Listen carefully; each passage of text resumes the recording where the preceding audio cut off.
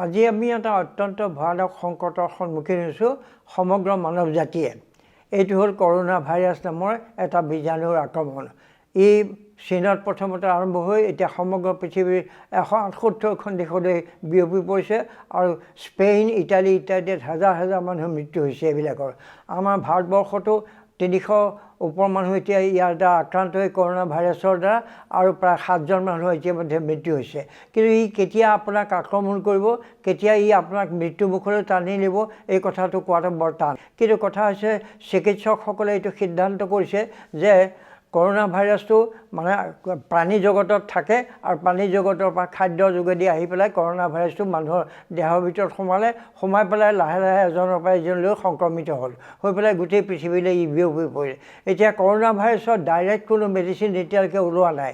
Vaccine এতিয়া আমেৰিকাত আৰম্ভ কৰিছে বুলি কৈছে, কিন্তু সেইটো কিমান সফল, 40জনমান মানুহক ভেকচিন তেওঁলোকে দি চাইছে প্ৰডাকশ্যন কৰি, কিন্তু সেইটো কিমান সফল হ'ব বা হৈছে এতিয়ালৈকে ইয়াৰ সিদ্ধান্ত আমি পোৱা নাই। আমাৰ শৰীৰত নিজস্ব প্ৰতিৰোধ শক্তি আছে। আমাৰ ৰক্ত প্ৰবাহত মানে শ্বেতকণিকা আছে, সি আছে, সেইবিলাকে মানে বীজাণুবিলাকক, বাহিৰৰ বীজাণুবিলাকক খাই পেলায়। কিন্তু যদিহে কেনেবাকৈ আমাৰ সেই প্ৰতিৰোধকাৰী শক্তিটো ব্লাডত শ্বেতকণিকাটো কমি যায়, প্ৰতিৰোধকাৰী শক্তিটো আমি হেৰুৱাই পেলাওঁ, তেতিয়া বাহিৰৰ বীজাণুবিলাকে মানে বেক্টেৰিয়া হওক বা ভাইৰাছেই হওক, বীজাণুৱে হওক বা জীৱাণুৱে হওক, ই আমাক আক্ৰমণ কৰে। আজি কৰোনা ভাইৰাছৰ কথাটো তেনেকুৱাই হ'ল। কৰোনা ভাইৰাছ এজনৰ পৰা এজনলৈ বাগৰি গ'ল। বাগৰি যোৱাৰ কাৰণটো হৈছে কি যে তেতিয়া তেওঁলোকে বুজি পোৱা নাছিল যে কেনেকৈ কৰোনা ভাইৰাছটোনো কি, ইনো কেনেকৈ আক্ৰমণ কৰিছে, ইনো কেনেকৈ মানে মানুহক ইটোৰ পৰা সিটোলৈ বিয়পি পৰিব, ইয়াৰ প্ৰতিৰোধকাৰী শক্তিনো কি আছে, এই গোটেই কথাবোৰ মানে এতিয়া বুজি পোৱা নাছিল। এতিয়া কিন্তু এইবিলাক সম্পৰ্কে মানুহবিলাক সচেতন হৈছে যে এজনে এজনৰ পৰা 3 ফুট আঁতৰত কথা ক'ব লাগে, মুখত মাস্ক পিন্ধিব লাগে, হাতবোৰ ভালকৈ চেনিটাইজ কৰিব লাগে, এইবিলাক কথা, এইখিনি কথা পালন কৰিলে আৰু আমি যদি খাদ্যত খুব সাৱধান হওঁ, যিটো আমাৰ ভাষাত সাত্বিক খাদ্য বুলি কয়, সহজে হজম হয়, যিবিলাক মানে বিশেষকৈ মাছ মাংসৰ হেৰিটোতকৈ মানে নিৰামিষ খাদ্যটো ইয়াৰ কাৰণে ভাল। তথাপিও খাব লগা হ'লে মাছ মাংস খাবলগীয়া হ'লেও সেইটো বহুদিন ৰান্ধি থৈ খাব নালাগে, ৰান্ধিব লাগে আৰু খুব সোনকালেই খাব লাগে। আমাৰ এতিয়া খাদ্যৰ ভিতৰত আটাইতকৈ ভাল খাদ্য হৈছে এই কৰোনা ভাইৰাছৰ উপকাৰ কৰিব মানে আমলখিত ভিটামিন চি থাকে, আমলখি আপোনালোকে খাব।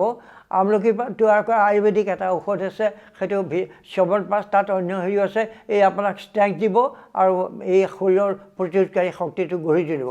তাৰ বাহিৰেও আপোনালোকে খাদ্যত যিমান বিৰল, যেনেকৈ আমলখি আপোনালোকে খাওক, আমলখিৰ আচাৰ খাওক, আৰু তাৰ বাহিৰে আপোনালোকে অমিতা খাওক, ফল মূল খাওক।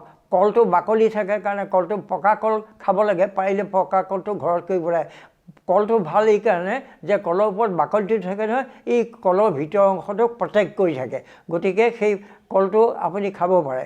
তাৰপিছত অমিতা অন্যান্য যি য'ত খাদ্য আপুনি খাব পাৰে, খালি খাদ্যখিনি খুব ভালকৈ আগতীয়াকৈ কুহুমীয়া উতলা পানীত যিবিলাক শাক পাচলিবিলাক ভিজাই ল'ব, ভিজাই লৈ 15-20 মিনিট বা আধা ঘণ্টা সময় ৰাখি তাৰপিছত সেইখিনি তুলি তাক ৰান্ধি পেলাই খাব। তেতিয়াহ'লে সাধাৰণতে আজিকালি কেমিকেল ইউজ কৰে খাদ্যবিলাকত, শাক পাচলিবিলাকত, সেই কেমিকেলবোৰ সেই পানীলৈ গুচি যাব, গুচি গ'লে আমি ৰক্ষা পৰিম।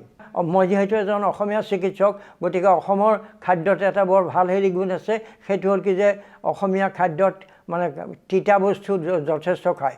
শেৱালি ফুলৰ পাতৰ বৰ খায়, নিম পাত ভাজি খায়, তাৰপিছত কেৰেলাৰ তৰকাৰী কৰি খায়, কেৰেলা সিজাই খায়, পচতীয়া ইত্যাদি পাত, নিৰ্গুন্দি বুলি যাক কয়, তাক খায়। সেইবিলাক কিন্তু এই ভাইৰাছ আৰু সেইবিলাকৰ কাৰণে হেৰি।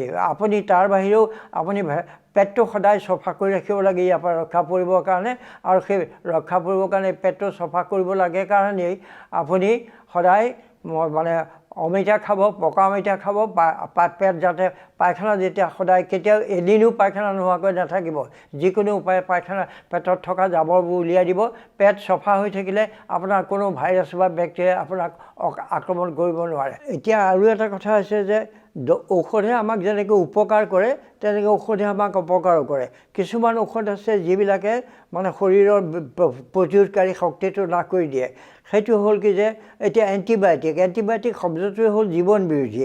আমি জীৱন মানে কোনবিলাক বীজাণু আৰু ভাইৰাছবিলাক মানে বেক্টেৰিয়া বা ভাইৰাছবিলাক বীজাণু সেইবিলাকক মাৰিবলৈ যাওঁতে আমি শৰীৰত যেতিয়া এণ্টিবায়'টিক ইউজ কৰোঁ, এণ্টিবায়'টিকে আমাৰ শৰীৰৰ চেলবিলাককো বহুত হত্যা কৰি পেলায়। তাৰ ফলত আমি শৰীৰত খাদ্য প্ৰাণৰ অভাৱ হয় আৰু শৰীৰৰ শক্তিটো হেৰি কৰে।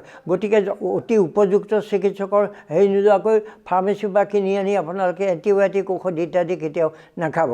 আৰু যিকোনো সকলোৱে যিহে আমাৰ সমাজত এটা ডাঙৰ হেৰি আছে কি যে মানে উপদেশদাতাৰ অভাৱ নাই।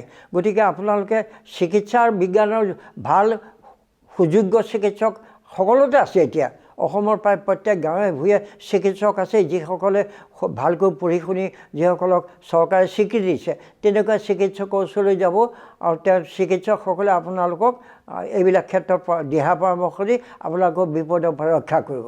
এতিয়া আপোনালোকক এটা কথাই ক'ব খুজিছোঁ, আমাৰ চৰকাৰে সকলো ধৰণৰ সুবিধা হেৰি কৰিছে আৰু কিছুমান নীতি নিয়ম বান্ধি দিছে।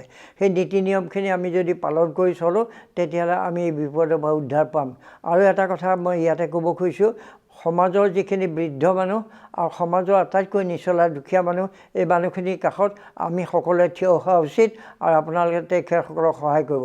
বিশেষকৈ যিখিনি সমাজৰ নিম্ন স্তৰৰ মানুহ, তেওঁলোকৰ বহুত সুবিধাও নাই, সেইখিনিৰ ওচৰত গৈ পেলাই আমি যিমান পাৰোঁ তেওঁলোকক জ্ঞান, তেওঁলোকক অন্যান্য সহায় বুদ্ধি দি পেলাই সহায় কৰি পেলাই আমি কৰোণা ভাইৰাছৰ আক্ৰমণৰ পৰা যাতে ৰক্ষা পাব তাৰ কাৰণে চেষ্টা কৰা উচিত।